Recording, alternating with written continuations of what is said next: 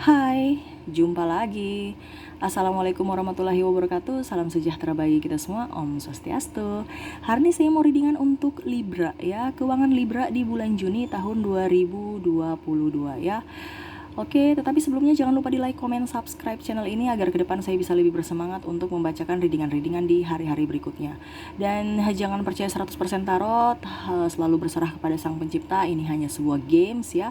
Memang bukan games biasa, melainkan games menyerap energi, sehingga saya mau kepada kalian untuk bisa lebih bijaksana dalam menyikapi readingan dari kartu tarot yang akan saya bacakan nanti. Yang baiknya bisa kamu ambil, yang buruknya bisa kamu buang aja, ataupun kamu pakai untuk mencari solusi di hari ke depan atas permasalahan yang kamu hadapi, dan juga bisa kamu pakai untuk mengintrospeksi diri kamu untuk menjadi pribadi yang lebih baik. Oke, kita langsung saja ya untuk kamu Libra ya, berikan energi kamu, fokus pada kartu sambil saya baca doa dan saya kocok kartu ya. Oke, Libra, keuangan Libra di bulan Juni.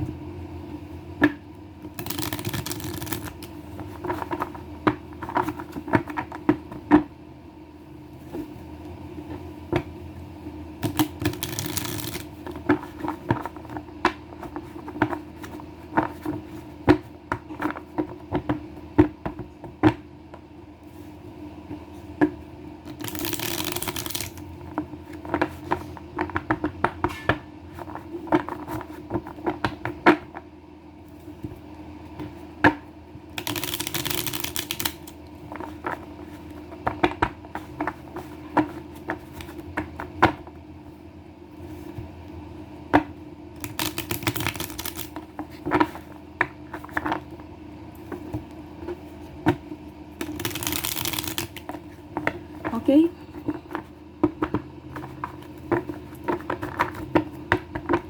kita lihat.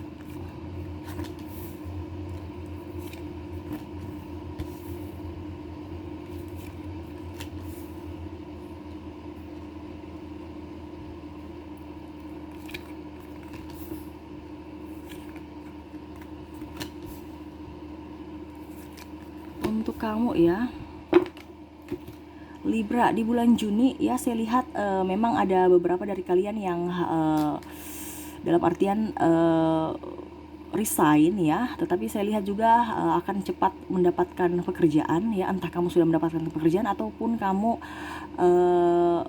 akan membuka usaha ya. Dan saya lihat memang kamu orangnya pekerja keras ya, kamu tidak mau diam diri, duduk diam ya, tidur-tiduran, kamu mau action.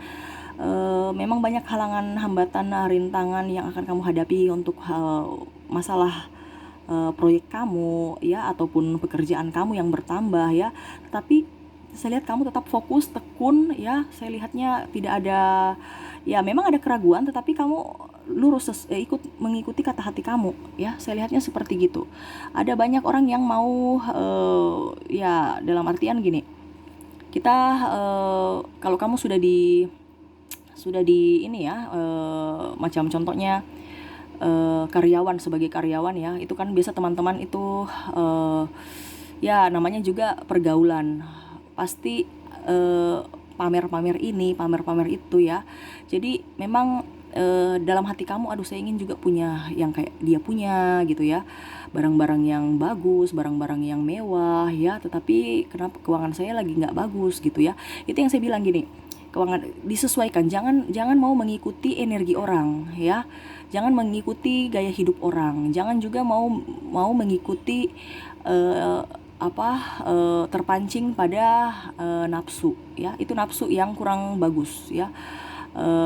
Keinginan yang bukan kebutuhan, keinginan yang ingin kamu penuhi, padahal itu sebenarnya tidak perlu, tidak terlalu penting ya. Yang kamu harus penuhi itu utama itu kebutuhan kamu. Kalau keinginan itu lebihnya ya. Saya lihat di sini memang ke depan kamu memang punya dalam artian gini, kamu menginginkan iPhone ya, sedangkan uang kamu nggak cukup, kamu ingin sekali ya, padahal kamu sebenarnya ya maksudnya bukan nggak cukup ya, bisa lah cukup, tetapi kamu ingin buka usaha, ataupun bagaimana gitu ya.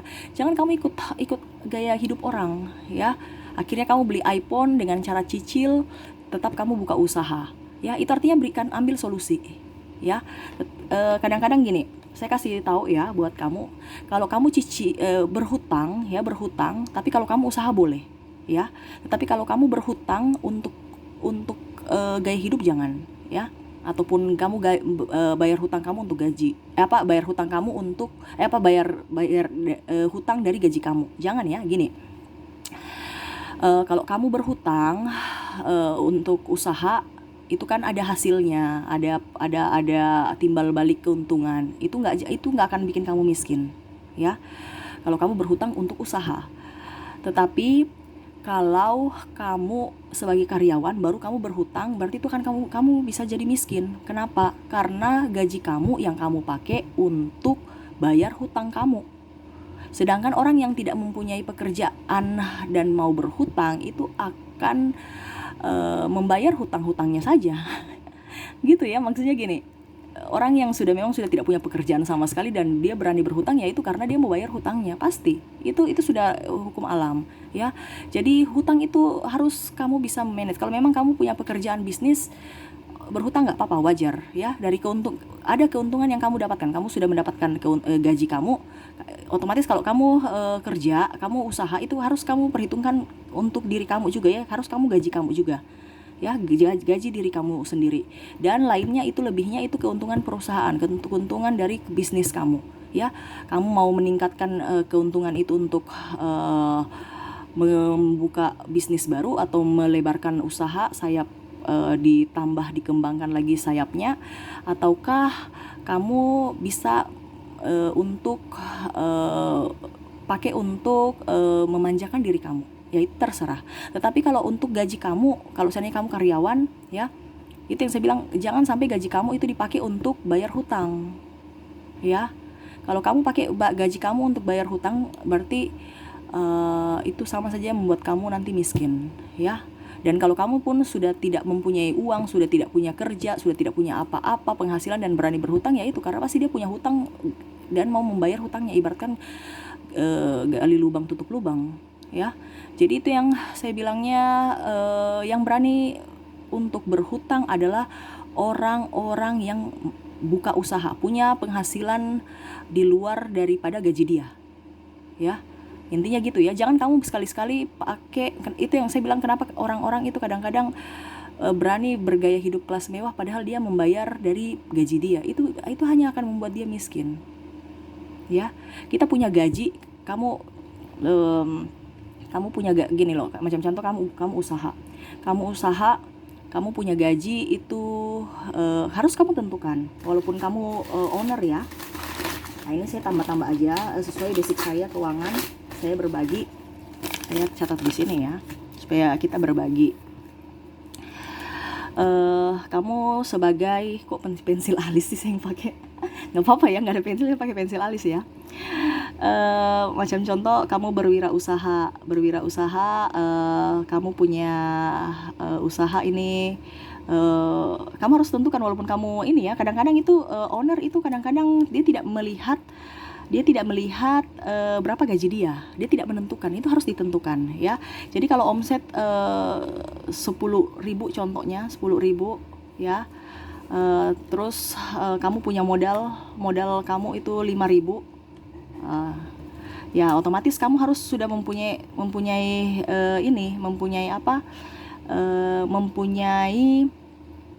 budget bahwa saya punya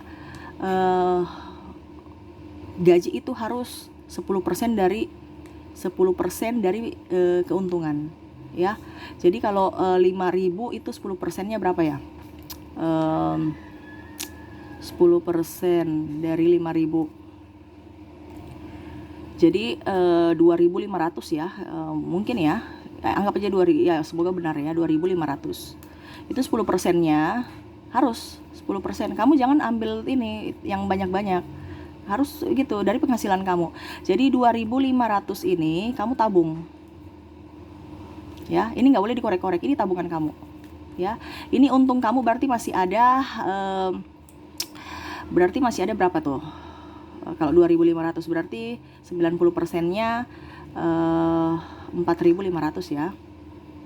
Nah, 4.500 ini terserah kamu pakai apa. Ini terserah ya, terserah gitu ya. Ini kalau modal kecil. Kalau modal besar ya kamu sudah bisa tentukan, gaji saya harus 5 juta, lebih dari 5 juta ya terserah gitu ya. Tetapi kalau masih modal kecil ya pakai persen ya, kalau yang ibaratkan tidak menentu. Tapi kalau memang kamu sudah modal besar ya kamu sudah target, gaji saya, kebutuhan saya segini segini segini ya, berarti saya cukupnya pakai untuk kebutuhan dan mungkin ada tabungan sedikit. Ini apa dibilangnya, saya pakai untuk yang lainnya, terserah saya mau beli HP, saya mau beli mobil, saya mau beli apa ya, intinya gitu ya. Jadi modal usaha ya. Jadi tapi lebih bagusnya kamu pakai untuk usaha. Jangan kamu keuntungan baru kamu pakai lagi untuk beli-beli yang lainnya, akhirnya nggak ada modal lagi ya. Dan kamu tabung, entah kamu tabung atau entah kamu pakai untuk kebutuhan sehari-hari. Tapi kalau memang yang masih persennya, kalau masih persen, menurut saya mendingan kamu ini tabung. Terus yang 4,5 ini mungkin 1.000-nya kamu pakai untuk kebutuhan sehari-hari, yang lainnya modal gitu ya, kebutuhan sehari-hari dengan jajanan kamu gitu ya. Tetapi kalau memang kamu sudah kelas atas ya sudah, kamu sudah tentukan. Setahu saya tiap bulan omset saya itu 50 juta ya, saya punya kebutuhan cuman 10 juta, berarti 40 juta ini saya mau pakai untuk apa gitu ya. 10 juta ini sudah termasuk biaya hidup saya dengan jajan, dengan biaya listrik dan tabungan gitu ya. Jadi kamu sudah bisa ini 40 ini modal, balik modal gitu, kamu putar lagi. Jadi sistemnya kayak gitu ya. Nanti mungkin ke depan saya buka channel baru ya tentang keuangan gitu. Tetapi untuk sementara masih seperti gini. Sesuai basic saya mau berbagi juga, semoga bisa bermanfaat buat kalian. Tetapi itu masih rencana ya. Oke, kita langsung lanjut lagi. Itu yang makanya saya bilang jangan juga pernah percaya pada siapapun ya, terutama hutang piutang. Karena saya lihat di sini akan terlilit hutang piutang. Itu yang saya bilang tadi, entah kamu yang berhutang, entah dia yang berhutang kepada kamu ya. Jangan pernah hidup gaya hidup kelas atas walaupun memang gengsi tinggi ya. Orang mungkin kadang-kadang orang pandang kita itu dari apa yang kita pakai ya. Harga diri kita itu juga diukur dari uang ya. Jangan juga terlalu rendah, jangan juga terlalu tinggi gitu ya. Kalau tinggi penghasilannya oke ya nggak jadi masalah, tapi kalau kita rendah ya harus dinetralkan di yang sedang-sedang saja. Tapi kalau kamu sudah di posisi rendah baru mau ke kelas atas ya jangan ya, itu hanya membuat kamu berhutang. Makanya saya bilang kamu berhutang mau mendapatkan brand ternama itu, kalau kamu itu yang saya bilang tadi, untuk ini yang tadi yang saya pakai ini untuk yang usaha ya. Kalau untuk gaji kamu berpenghasilan sebagai karyawan ya saya no comment ya, karena kalau kamu berhutang itu sama saja membuat kamu miskin. Ini yang saya cakar-cakar di sini itu adalah untuk orang yang mempunyai usaha ya. Kalau kamu seandainya punya gaji terus kamu punya usaha juga ya itu lebih bagus. Berarti usaha kamu itu untungnya ya sudah kamu pakai untuk apa gitu, karena kamu sudah mempunyai gaji bulanan. Nah, kalau kamu punya usaha lagi lebih baik lagi ya. Karena terkadang itu orang tidak memperhitungkan untuk gaji dia sendiri ya, itu yang salah. Harus kita memperhitungkan keringat kita juga walaupun kita sebagai owner ya. Oke, kita langsung lihat lagi di sini ya. Akan ada beberapa yang kamu memang mau action. Saya lihat juga di situ yang seperti saya bilang tadi, ada juga beberapa dari kalian yang mau sudah bekerja ya sebagai karyawan tetapi mau buka penghasilan, mencari penghasilan tambahan. Memang saya lihat kamu mau maju, tetapi jangan sampai artinya kamu juga harus memprediksi kira-kira posisi di sini tempat ini bagus, posisinya bagus, jualan ini menarik minat di tempat itu ya. Artinya peluang bisnisnya oke ya, dari tempat, dari produk yang kamu jual. Lihat peminatnya banyak di tempat itu tidak. Terus cara kamu menyampaikan ke publik, ke konsumen ya, ke customer ya. Jadi mau tidak mau semua itu harus ini juga ya, diperhitungkan ya, bagaimana cara menarik pelanggan, bagaimana cara menarik melihat situasi dan kondisi di tempat itu ya. Sebenarnya banyak hal, dan kamu pun saya sudah pernah ini, cuman kadang-kadang prakteknya itu susah ya, karena kan itu harus komplit. Kadang-kadang tempat dengan modal sudah ada, tapi cara untuk kamu menarik pelanggan itu susah. Nah, itu harus belajar marketing lagi ya, bagaimana cara berbicara, mengambil hati pelanggan ya. Itu banyak caranya. Nanti saya bisa kasih share juga di channel berikutnya ya. Tetapi itu saya masih lihat konsep-konsepnya lagi. Oke ya, itu yang bisa saya sampaikan.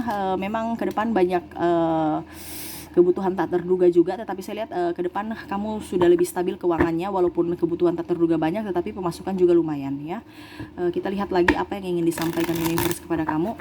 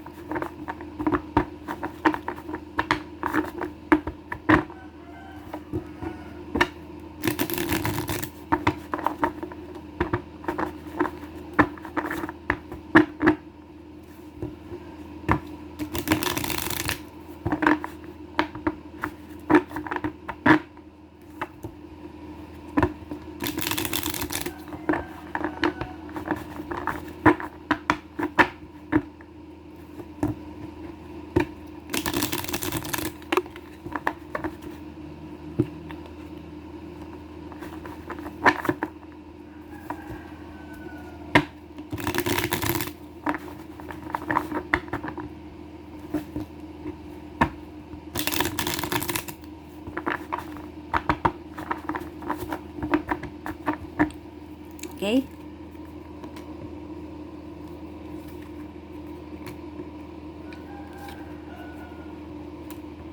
Yang ingin disampaikan universe kepada kamu,